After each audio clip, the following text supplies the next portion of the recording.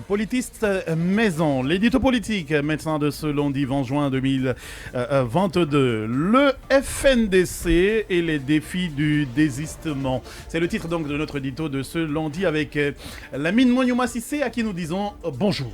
Oui, bonjour.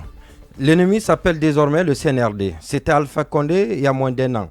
Quand on leur ouvrait les frontières du pays ainsi que les portes de la maison centrale de Corentin, le lendemain du coup d'État du 5 septembre, les activistes du FNDC et leurs soutiens ne pouvaient imaginer revivre cette époque toute particulière dont ils se souvenaient à peine des mois seulement après l'euphorie d'une liberté recouvrée.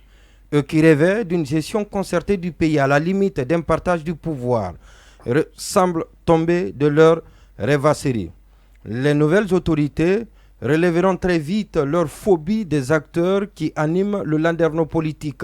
Des acteurs qui étaient convaincus, de par leur combat contre la manipulation de la Constitution pour des fins électoralistes, d'être ceux qui ont favorisé le changement brutal de régime. Au fil du temps, le mur de méfiance est renforcé, le désamour s'est installé, la rupture est totale.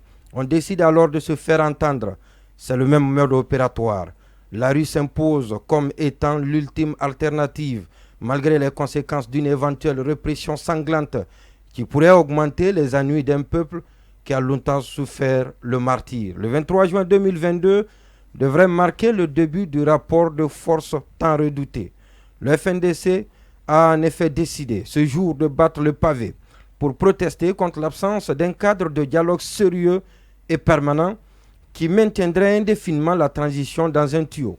L'occasion pour les partis politiques, notamment ceux qui soupçonnent la junte de manœuvre visant à disqualifier leur leader potentiellement présidentiable à leurs yeux du jeu politique, ont saisi la balle au bon et se joignent à l'initiative, espérant bien évidemment que la réussite de celle-ci pourrait amener le procureur de la CRIEF à renoncer à toute poursuite contre leur leader, après s'être rendu à l'évidence de la réalité d'un rapport de force qui aura redéfini les relations difficiles entre le pouvoir et les partenaires sociopolitiques.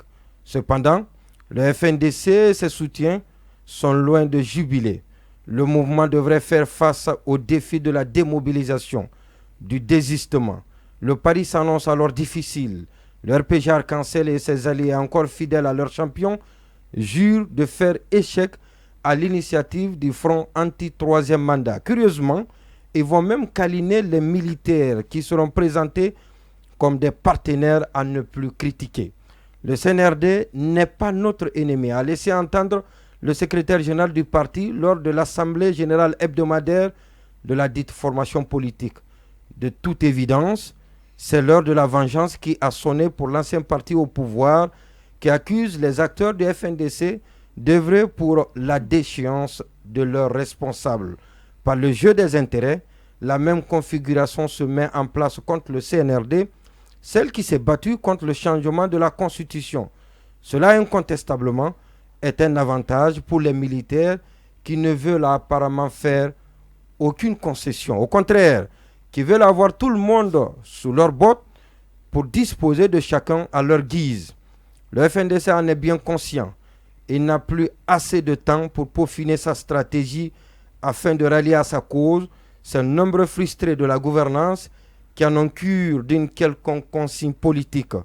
Pendant ce temps, il doit prier l'Éternel pour ne pas que le ciel déverse ses larmes dans un crachin hivernal pouvant tout gâcher. Le FNDC et les défis du désistement. C'était donc notre édito politique de ce lundi 20 juin avec Lamine Monyouma Sissé à qui nous disons merci. Merci d'être passé, Lamine.